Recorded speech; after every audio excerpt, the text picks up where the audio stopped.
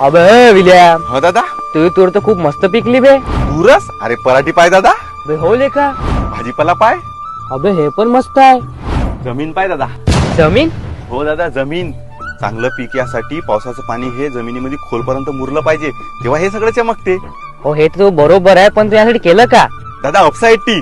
Upside T हे का हवे?